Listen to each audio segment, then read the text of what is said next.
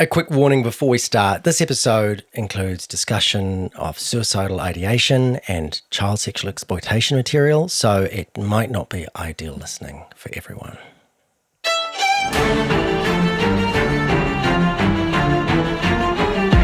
Kia ora, I'm Adam Dudding. And I am Eugene Bingham. Kia ora. And you're listening to Long Story Short. It's a podcast about crimes and catastrophes, scandals and scammers, secrets and lies. Yeah, strange tales you've never heard of, new twists on stories you thought you knew. So, Eugene and I record these episodes of Long Story Short from a little studio in Tāmaki Makaurau, Auckland. Kind of hot out there today, but we've got the aircon on, so we're doing fine. If you don't know Aotearoa, New Zealand well, for our potentially vast offshore listenership, Tāmaki Makaurau, Auckland is its biggest city. It's sort of near the top of the North Island. A nice spot, 2 harbours, sort of ringed by these tupuna maunga, which are extinct volcanoes. Population about 1.8 million. If you're visiting, look out for us. I guess you need to watch the video to know what we look like. But anyway, this is fine. So this episode does involve things that happened in Tāmaki Makaurau, our hometown. Some quite horrible things, actually. That's why there's that content warning at the top. But it also involves some things that happened a long way from Auckland, about 13,750 kilometres away, actually, as the long-distance crow flies, in a small town called Goochland. Goochland, Virginia, in the eastern United States. Tiny place, population of 899 at the last census, named after a chap called William Gooch, who was the colonial governor of Virginia in the mid-1700s. Did great things for the Virginia tobacco industry, apparently. So, Goochland, it's 40 minutes drive from Richmond, and that's the rather more famous state capital of Virginia. So, yeah, Goochland's a sort of a dormitory town for the big city.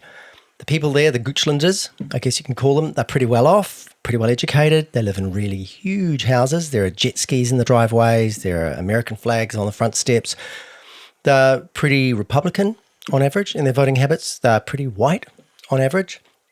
Also, really quite keen on owning guns. Across the wider Goochland County, about 1 in 3 households has at least one gun. In fact, concealed handguns in general are legal in most places across the whole state of Virginia as long as you have a permit for it, which might sound like the kind of random fun fact we like to drop in early in an episode to sort of set the scene, but in this case, some of that's kind of pertinent. What else do we know about Goochland, which I just found out is pronounced Goochland, not Goochland, like I pronounced it at the top? A lot of churches, not much nightlife, very little crime. One of those leave your car unlocked with the keys in the ignition kind of places, and it'll still be there when you come back. And a quick hat tip. A lot of these little details are from a superb article about Goochland by New Zealand journalist Olivia Carvell. And I especially love this line she got from a guy at the Goochland gun shop who said, and I'm not going to do the accent because Adam says I'm dismal at accents, which is wrong, by the way. But anyway, the crime we have here is people breaking into other people's tool sheds or wild animals killing people's chickens. So, not very crimey. That's the kind of town Goochland is. Back in 2018, the Goochland County Sheriff was a guy called Jim Agnew. He'd been a cop for 4 decades, 3 of them as Goochland Sheriff. 2018, he's nearing retirement. Sometimes he thought he should write a book about the craziest moments of his career, like there was that time a bear and her cubs were on the loose and he had to shoot them with a tranquilizer dart. Or the time that a local official was caught embezzling money that she was sending to her online lover, who actually turned out to be a Nigerian scammer, and I'm thinking maybe a Nigerian scammer as well. Or a really tough case to deal with, the time a young woman was killed by her own dogs. But on the evening of June the 22nd, 2018, Jim Agnew called his wife, who worked at the Goochland court, and told her the most bizarre thing I've ever heard has happened. Because that afternoon, Sheriff Agnew and 8 other officers had raced to a subdivision called Holland Park, responding to 3 separate 911 calls. When Sheriff Agnew arrived, there was a guy lying on the lawn of a house on Steeplechase Parkway. The man on the lawn was a big guy, about 6 foot 1 inches and 275 pounds. Did I say that right? Pounds. Pretty weird, but we Pretty weird. roll with it. Agnew said later, which is 1.85 metres and 125 kilograms for those of you who use proper measurements. This man was dressed all in black, and he was clearly in a lot of pain. He was lying on his side, holding his neck, which was bleeding all over the beautifully manicured lawn. The man said he couldn't breathe. He also said, "Shoot me now." When he spoke, it wasn't a familiar accent, definitely not American. Sheriff Agnew searched the bleeding man for weapons and also checked his small black backpack. Agnew found a hunting knife, a can of pepper spray, and some duct tape. He also found a couple of cell phones. This would later become really important, and a Kindle, and something that cleared up the mystery of the accent, a passport with a silver coat of arms on the front featuring a dead sheep, a sheaf of wheat, some ships, and a great big royal crown. Recognise that, Adam? It's a passport that you should be familiar with. I believe I do. Because once Agnew started looking into why there was a large man dressed in black bleeding all over the manicured lawn of this tiny, safe, gun-toting, Republican-voting, jet-ski-owning town, he learnt that the man with a wound in his neck had travelled a very great distance to be here. The name inside the passport was Troy George Skinner, and very soon the name of this man from Auckland, Tāmaki Makaurau, the biggest city in Aotearoa, New Zealand, would be reported by media all over the world.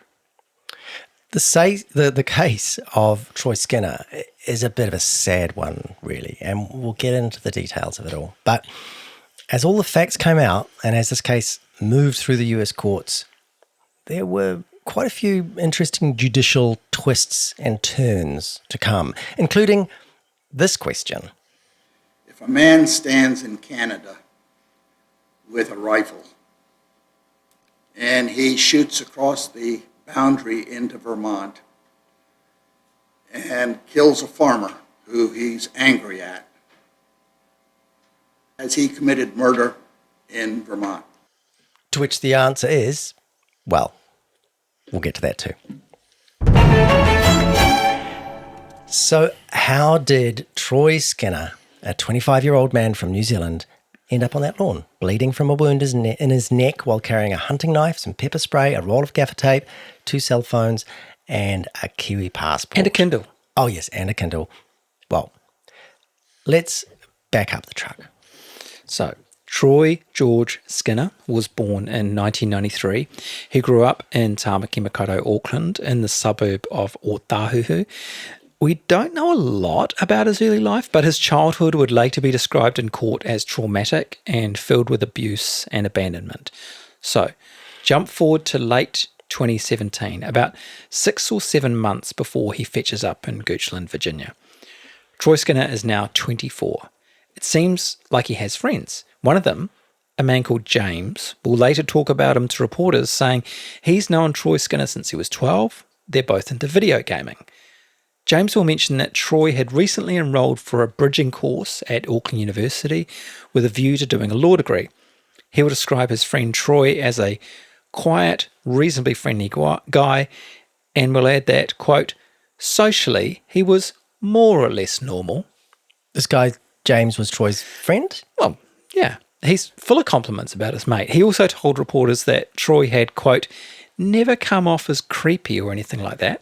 Still not really selling him, is he? Not really. Anyway, Troy Skinner was a gamer, and from what we can tell, one of the games he was into was Team Fortress 2. Now, you play Team Fortress 2 via the gaming platform Steam, which is... Sorry, this is so bad that we're explaining this as two not quite boomers, but anyway, it's a kind of online portal where you Gen can X, buy... to be clear. True, like, yes, true. That's true. Yeah, nowhere near boomers. Anyway, which is a kind of online portal where you can buy video games and play video games, but also connect with other gamers. So it's got a social media / community aspect to it. And as a Gen X, not that anyone's asking for this information, but personally, most of my knowledge of gaming is focused around the early 1980s, slightly different scene. The gamer community, such as it was pretty much a bunch of slightly sweaty, smelly 13-year-old almost entirely boys, maybe one or two girls, at a dairy being what we call the corner store in New Zealand, standing around watching one of their number putting in a 20-cent piece to play Space Invaders, or Defender, or Asteroids, which are all really good games. But I know that you are obviously enormously younger than me, Eugene. What were they playing in the late 80s? I had to Google it, and apparently there's Karate Champ, Ghosts and Goblins. They sound terrible. Well, they don't sound familiar at all to me. Right. I wasn't really into games as such myself. So I remember Space Invader machines at the dairy or the fish and chip shop. And later on, Pac-Man. Oh, yeah, Pac-Man. Pac-Man's good. But I don't recall playing them much myself. Later on, an uncle, I remember, gave us a console, which you plugged into a TV. And it only had one game that I can remember. It's sort of like a very basic tennis where you batted a blob from one side of the screen to the other and your opponent tried to bot it. I think it's it back. Pretty famous one. I think you can actually get it on your electric telephone if you wish. Wow. As well these days. Okay. Anyway, moving into the modern age. We need to move into the modern age. We do. So Troy Skinner, he was born into the modern age, and he didn't fart about playing in the dairy, playing these spacey games or Pac-Man or on old consoles. He was in his bedroom on Steam with the cool kids playing Team Fortress 2 and other games too, probably. Skinner's a gamer. He has friends. He's more or less normal, remember? As James put it. Yep. But according to some other friends, who also talked to journalists later, Skinner had been taking an antipsychotic medicine, which is used to treat bipolar disorder and schizophrenia, though some people take it just to help with insomnia. Those same friends said that although Skinner had been taking the drug, at some point he stopped taking it, apparently because it made him feel like the Walking Dead. I don't know anything about Skinner's medical history apart from that, so I'm not going to jump to any conclusions, but I think we can say it seems like he had some mental health stuff going on. Right. As well as real-world friends, Skinner also had friends he'd met purely online on Steam. And one of those was a woman called Jenny. At some point in late 2017, Jenny introduces Skinner to someone else who we're going to call RD, because that's what she'll later be called in all the court documents, though sometimes she's referred to as Minor 1, as in minor, young minor, rather than minor in a mine, or Victim 1. RD lives in Virginia in a small town called Goochland. Troy Skinner lives in Aotearoa, New Zealand, in the city of Tamaki Makaurau, Auckland. But in the internet age, distance means nothing, right? So RD and Troy Skinner get chatting on Steam. Then at some point, RD and Troy Skinner switch their conversation to Discord, and that's just another messaging app, voice calls, video calls, text messaging, super popular with the gamers, has all kinds of privacy and anonymity functions. And a bit of a warning, this is where the story starts to get a bit disturbing. The pair really hit it off and start talking on this Discord chat a lot, like thousands of pages of messages a lot. The logs of these chats were preserved inside the computers at each end of the conversation. So later, when police dig around on the hard drives of those computers, they get an insanely detailed view of how these two people interacted, minute by minute. So soon after that, so we're into early January 2018 now, Skinner asks RD if he can be her boyfriend. She says she'd rather not. She says she's in a relationship already and that she sometimes feels she's being just used for her body. And Skinner types back, okay, so do you want to stick with just being friends? Sure. So it's just friends, but quite intense friends. Their contact becomes really frequent. They're chatting all the time about their lives, about RD's homeschooling, about her parents. There's discussion of where she lives, including her street address.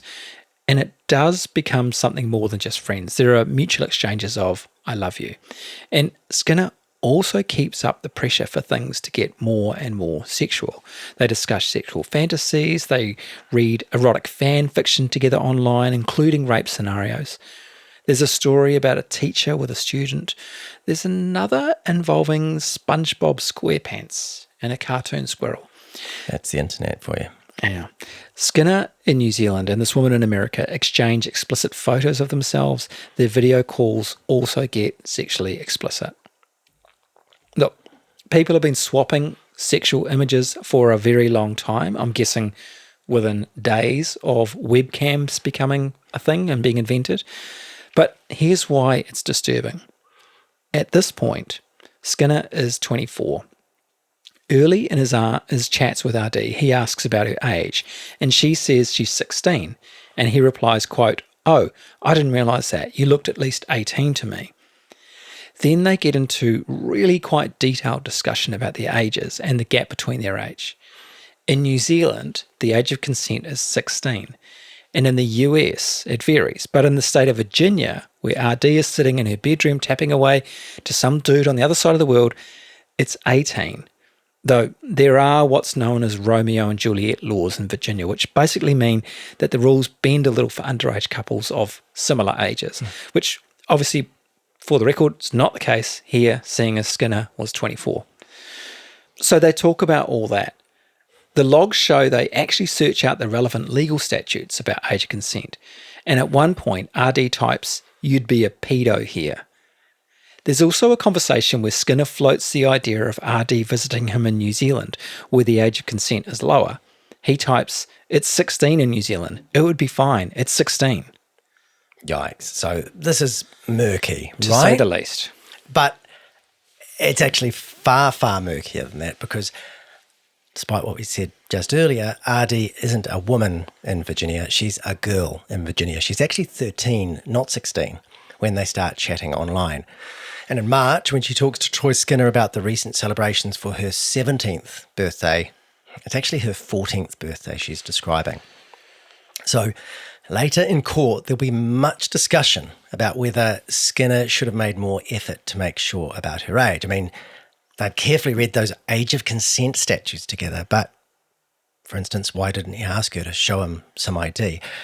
Why didn't he notice how immature she seemed in lots of ways? Why didn't the nature of some of the things she was discussing, her homeschooling, say, her arguments with her parents, make him wonder more about her age? Oh, and even if she was 16, shouldn't he have been more bothered by the fact that where she lived, this relationship would still be literally illegal? And then beyond all that, Skinner is also doing a couple of things that would be deeply sketchy regardless of any of those issues of age or age gaps or consent laws or the difference between courting a girlfriend and grooming a victim. One of them is that he repeatedly pressures RD to make these interactions more sexual, even though RD often resists. One time she says, "I don't want to do it. I'm not doing that again." But then he persuades her and things keep progressing. The other thing is this, and it's a very big mistake by Skinner in quite a few different ways. On 49 separate occasions, when they are on video calls, Skinner uses a program on his computer to record RD, naked in front of her webcam, without telling her. Which means, even if he didn't quite see it that way at the time, he was actually populating his computer hard drive with explicit videos of the sexual exploitation of a child. In New Zealand, we call that child sexual exploitation material or child sexual abuse material. In the US, they call it child pornography. So, yeah, very serious stuff. Disgusting. Look, however you choose to see these interactions between Troy Skinner in New Zealand and RD in Virginia, they didn't last all that long. The timeline again, they meet on Steam in late 2017, switched to Discord by Christmas. Skinner asks to be her boyfriend in January. In March, she turns 14, or 17 as far as Skinner knows. Oh, and another thing that happens in March is that Skinner gets a mugshot taken and applies for a passport. April, they're still constantly chatting via text and video and swapping photos online. But in May, RD says she's had enough and calls off this online relationship. Troy Skinner is beside himself. He harasses her with a pile of messages. He threatens to commit suicide. But she stands firm. Their final exchange of online messages is on June the 4th, 2018.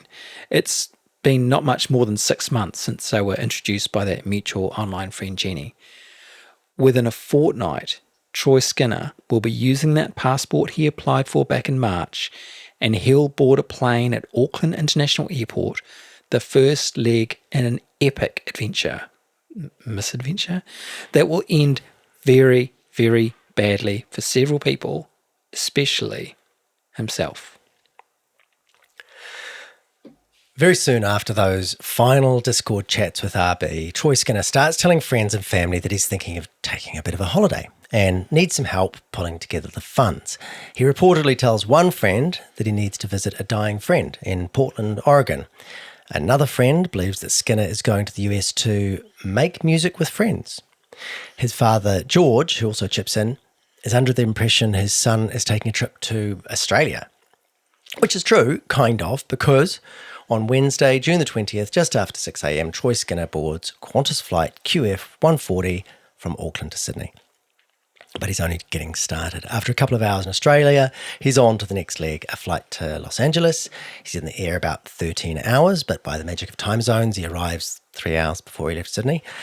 He then spends 12 hours doing, I don't know what, boring airport stuff, presumably, buying socks, reading self-help books, slumping in a corner with his Kindle, going up and down escalators. Anyway, he then takes a late evening flight to Washington, D.C.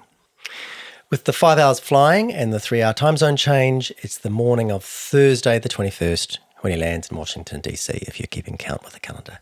And then, quick smart, into a Greyhound bus for the 2 hour drive south from Washington, D.C. to Richmond, Virginia, which you may recall is the state's capital. So this is a big city, lots of dormitory suburbs, including, just 40 minutes drive away, the sleepy, quiet, safe, conservative, gun-loving little town of Goochland. But we're not in Goochland quite yet, because on the Thursday afternoon, Troy Skinner checks into a hostel in Richmond, and again, I'm projecting personal travel experiences here, possibly sleeps the strange, fitful, dream-filled sleep of the profoundly jet-lagged. As Kiwis, we're pretty used to the idea that to go anywhere at all in the world, you'll need to squeeze yourself into 2 or 3 or even 4 planes for basically a couple of days. Then begin your international adventures with stinging eyes, a sore back, a mild case of deep vein thrombosis, and a totally screwy body clock. But I think for a lot of people who, unlike us, don't live in a remote country just above Antarctica, the craziness of the Troy Skinner story definitely starts with the absurd distances involved. At the first press conference about this case, the police made a point of putting up a slide that detailed all the flight numbers and timings of every leg of his journey, which is why we know that just to get to Richmond, this guy spent almost 45 hours travelling about 18,000 kilometres. But Troy Skinner wasn't quite at journey's end. On Friday morning, June the 22nd, 2018, he checks out of that Richmond hostel, and to be honest, we can't account for every minute of what he gets up to for the remainder of the day, but we get these glimpses. There was a fair bit of information released by police. Then a couple of weeks after all this went down, the New Zealand journalist Olivia Carvel, who was already in the US, traced Skinner's footsteps and did a whole pile of really meticulous reporting that we've relied on for quite a few details in this episode. So we know that at 8:46 a.m, Troy Skinner checks out of that hostel in Richmond. He's dressed all in black, he has a backpack, and he's got a couple of phones with him and a New Zealand passport. And a Kindle. Around lunchtime, 12:45 p.m, he's reached a place called Short Pump, Virginia, about 35 kilometres from where he woke up. We know he was there because he used his credit card at a Walmart in Short Pump to pick up some supplies. You know, just a couple of innocent things like a roll of duct tape, a hunting knife with a camouflage design handle and a short blade that's been described as sharp enough to skin animals. He didn't buy a can of pepper spray there, though, so it seems likely he'd picked that up somewhere else earlier.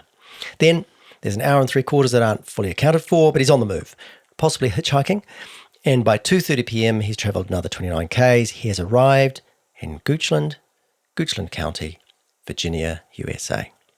And at this point, I should confess, I don't know, it might be Goochland. Anyway. Probably Goochland. I think we can get away with both. We know this because he's spotted at 2:30 p.m. by a Goochland resident near a road called Steeplechase Parkway.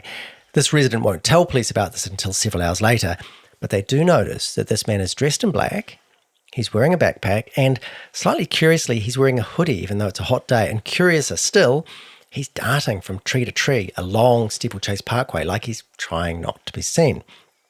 And Steeplechase Parkway, well, that's the street where RD lives. The next couple of hours, between 2:30, 4. We can't say exactly what Troy Skinner's getting up to. But this chunk of time is a bit of a turning point, right? Because it's more than 6 months since those very first chats online on Steam and then Discord. It's 18 days since the last online communication between Skinner and the American girl, RD. It's 3 days since he got on a plane in Auckland telling friends and family he was off to Australia or Portland or something. It's almost 6 hours since he checked out of a hostel and set off for the final leg with a can of pepper spray and a knife and some duct tape he picked up along the way. But, and look, obviously you could say this about a lot of crimes, but during those final 2 hours, it feels like all of this, the horrible online stuff, the mad journey, the alarming Walmart purchases, all of it is still reversible, effectively. Troy Skinner could pull down his hoodie, throw his kidnap kit in the nearest trash can, get the hell out of Gooch and just walk away from this crime that's been months in the making, because he's not actually done anything that might bring him to the attention of the law. His online behaviour with this underage girl has been really revolting and almost certainly illegal, but there's really no reason that she or he are ever going to tell anyone about it. But anyway, throwing everything in the bin, taking down the hoodie, that's not what Skinner does next. No. What he does do next is sometime after 4 p.m, RD is at her home in Steeplechase Parkway. Also home that day is her 18-year-old sister and their mother. RD and the mom are downstairs in the basement painting when they hear the front doorbell ring. They aren't expecting anyone, so they ignore the doorbell. Then the mother notices that whoever was at the front door has come down to the door of the basement. She talks to them through the door. The person outside is a man with an odd accent. And he says he's just hitchhiked 30 miles from Richmond. He says he needs to come in. The mother is understandably freaked out. So she locks the door and she and RD run upstairs.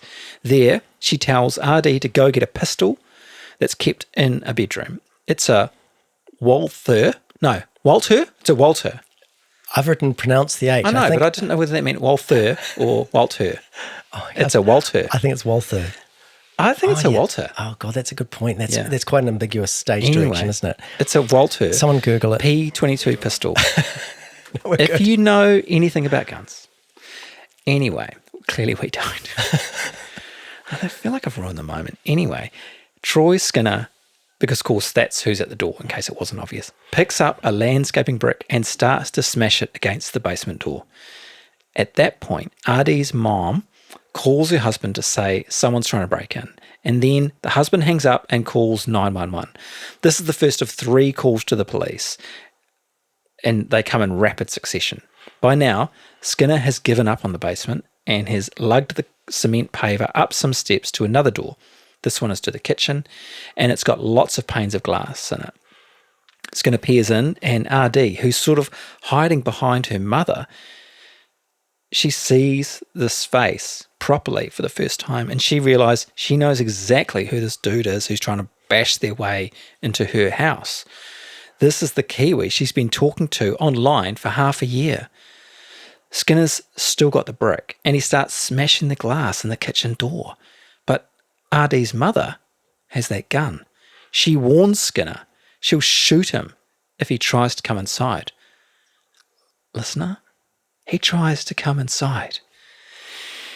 She warns him 2 more times that she's got a gun and she's called the police, but Troy's just not listening.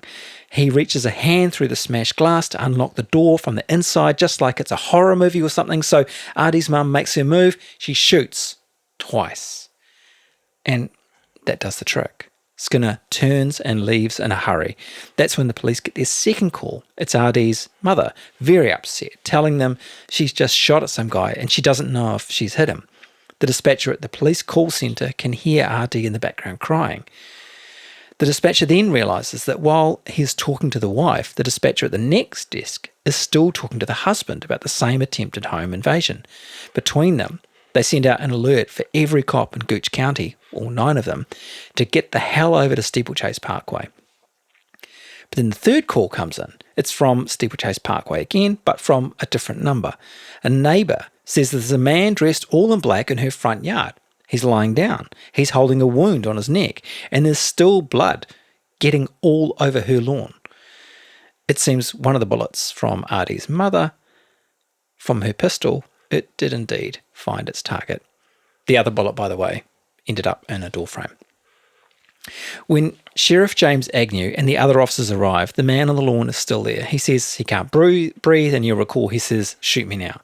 He's got that unusual accent, a small backpack, and a knife and some duct tape, a can of pepper spray, and a couple of cell phones. And a Kindle. Yeah, and a Kindle, and a New Zealand passport. The officers ask him what happened, and he replies, "I was shot trying to break a window to get to my girlfriend." At a press conference a few days later, Sheriff Agnew gives an update on the investigation. They've figured out that there was an online connection between the would-be home invader and the 14-year-old girl living at Steeplechase Parkway. They haven't yet figured out how Troy Skinner knew the exact address, but his motive was clear, says Agnew.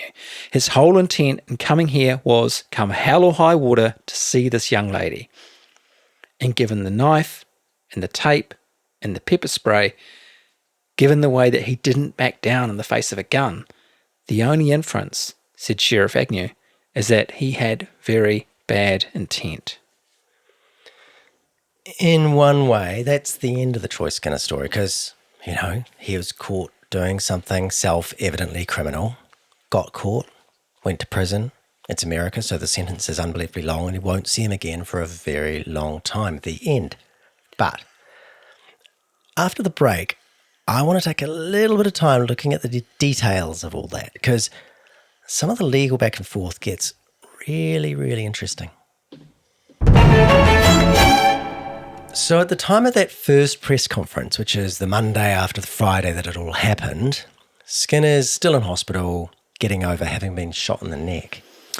As a side note, there was a bit of excitement among pro-gun groups in the US about how this case was exactly the kind of thing that proved that it's actually really great to have a pistol in hand to hand in every household in the land, just on the off chance that a knife-wielding would-be kidnapper flies across the globe to break in with a knife.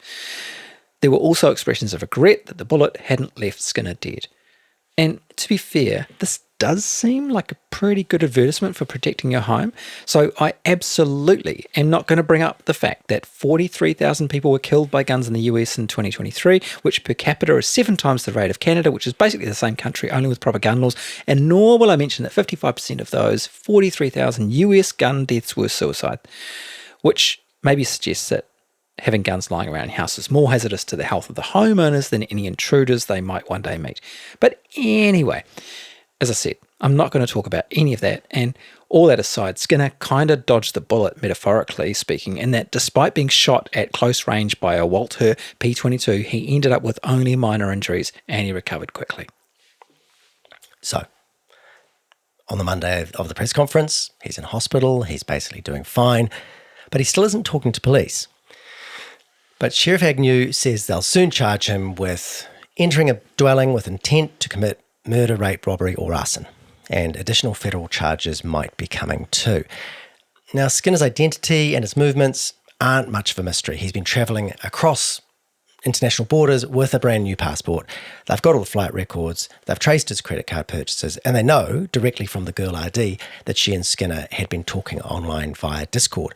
But what police hadn't yet seen is what's on those cell phones they found with Skinner. And they're also waiting for computer forensic teams back in New Zealand and in the US to come back with all the details about what Skinner and RD had talked about online over those months. And when that information finally arrives, everything takes quite a dramatic swerve because now investigators can see the thousands of pages of conversation logs, plus dozens of photos, plus all those videos of RD that Skinner recorded without telling her. And one of those sexually graphic videos is actually on one of his 2 cell phones, which means that Skinner kind of imported it into the US. Like we said before, the nature of those pictures and RD's age meant that some of this material was arguably child sexual exploitation or child sexual abuse material, child pornography, which makes this a federal case. And I'm saying arguably here, not because I want to argue that it wasn't, but because literally this point would be argued about at great length over the following few years, in fact. It gets kind of complicated, but basically by early 2019, the charges against Skinner expand to include 4 counts of production of child pornography, as well as counts of kidnapping and attempted kidnapping. By August the following year, so 2020, Skinner's lawyers and the prosecutors are meeting with a judge to hash out which charges they'll actually take to trial. And that involves quite a few questions and complexities. Things like, should Skinner have made more effort to figure out RD's age? Is it even relevant that the ages of consent in Virginia and New Zealand are different? Was this online thing between a 24-year-old and a 13-year-old who maybe looked a little bit older? Is that really a romantic relationship, or was it just repulsive paedophilic grooming? And the back and forth gets almost philosophical at times, like if Skinner pressed record on his computer in New Zealand, but the acts he was surreptitiously recording were actually taking place in Virginia, where was the child pornography actually being made? And so which country's laws apply? Also, when Skinner entered the US with one of those files on a cell phone, can you really call that importation? Spoiler alert, yes, you can. Though Skinner's lawyer did try to argue that seeing the file on the phone was never actually opened on American soil, perhaps it wasn't importation, and the judge shut that down pretty quickly, perhaps because she could see this was really straying into undergraduate level if a tree falls in a forest kind of silliness or Schrodinger's pornography. But the hearing, whose transcript goes on for 88 pages, also concludes discussion of the Discord logs and of SpongeBob SquarePants erotica and some quite upsetting stuff about the way Skinner applied pressure on RD to make these interactions more and more sexual. So there were other motions and hearings as well, but by mid-2021, they hash out a deal. Skinner pleads guilty to just 1 count of production of child pornography, but the kidnapping charges are dropped. 6 months later, early 2022, it's time for the sentencing. Prosecutors asked for 28 to 30 years, the maximum possible sentence for that single charge, and Skinner's defence team asked for 15 years, the minimum. And the sentencing judge weighs things up.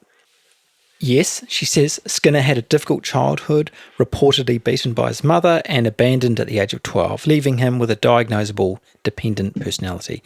Also, she has a letter from the superintendent of the jail where Skinner's been for the past 3 years saying that he is, quote, exemplary in attitude and demeanour. But on the other hand, says the judge, Skinner's crimes show, quote, just too much premeditation and nasty conduct to merit a minimum sentence. She also quotes from victim impact statements. RD's family say their home no longer feels like a safe haven. They talk about the lifelong impact on RD's ability to build healthy relationships. They say Skinner's crimes have caused a marathon of grief. And those things would all be so evidently true, wouldn't they? It'd be horrific. Skinner himself reads out a statement, which was reported this way on a local news website. It was text only, so we've got a nice American AI to read it out for us. Upon reading the victim impact statement, I was at a loss for words, Skinner said in a thick New Zealand accent. I've come to understand the family's pain and grief. I am very sorry. In the end, the judge settles on a 21-year sentence for the man with the thick New Zealand accent. And that's almost it. Because in 2023, Skinner's lawyers appealed his conviction and his sentence. Sure, he had pleaded guilty to that child pornography charge, but the terms of that plea deal meant that he was actually still allowed to try to appeal it all at a later date. So he gives it a crack. Like so many appeals, it has some insanely technical bits, but there are 3 basic arguments that his lawyers made. First, Skinner's actions in making the offending images took place in New Zealand rather than the US, so it's simply not a matter for the American courts.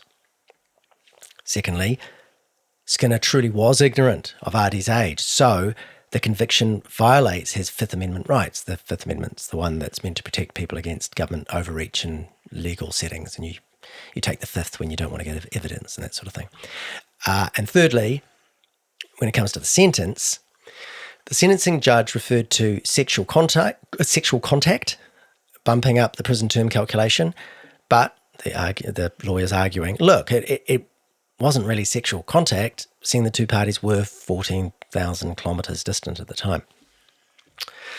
Now, it turns out that the US Court of Appeals for the Fourth Circuit puts the audio of its hearings onto YouTube. So I recently spent a curiously interesting afternoon speed listening to 3.5 hours of lawyers arguing with a panel of judges, and managed to hear Skinner's lawyer, Laura Koenig, at work.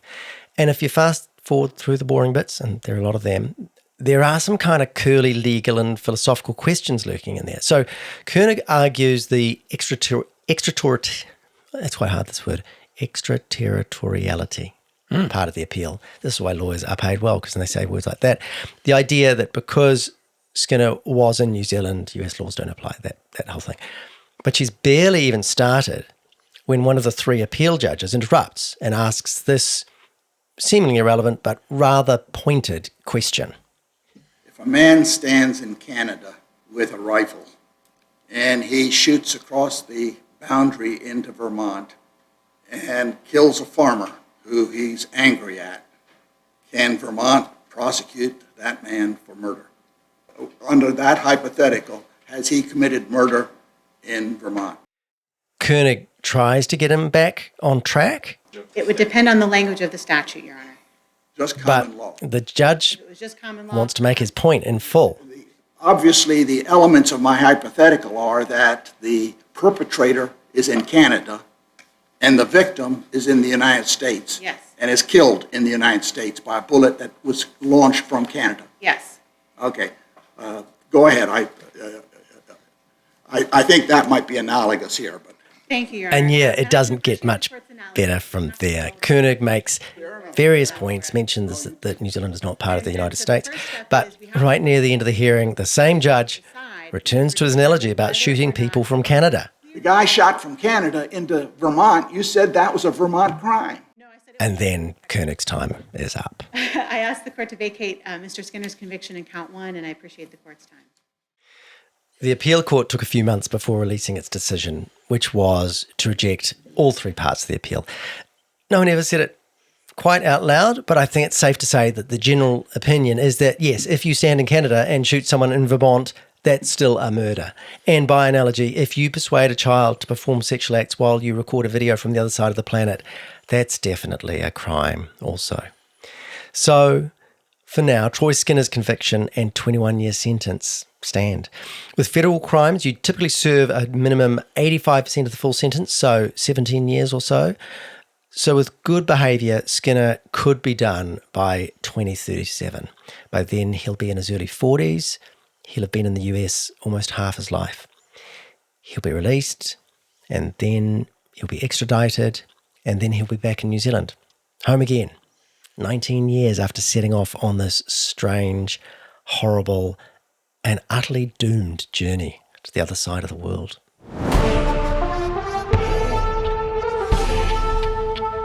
Long Story Short is a Te Pūrongo production written and presented by Eugene Bingham, me, and him, Adam Dudding. And over in the corner is Connor Scott, who is producing, editing, and making sure we get our words right. No, he's hearing the bits. It's a shame. Right. It's invisible work. Yeah. Anyway, thanks, Connor in the corner. My old mate Anton Morgan wrote the theme music. Phil Johnson designed the awesome Long Story Short artwork and logo. And also infinite thank yous to the many, many journalists like Olivia Carville who get out and bang on doors and ask questions to produce the articles that keep the world informed about the strange times we live in, and that are also essential when it comes time to pull together an episode of Long Story Short. So, thank heavens for journalists, right? Too right. We're also on all the usual podcast platforms and also on YouTube and everywhere else. So please subscribe, give us 5 stars, maybe even a nice little review, and we will see you soon with the next episode of Long Story Short. Hei kone, hei kona. Ka kite.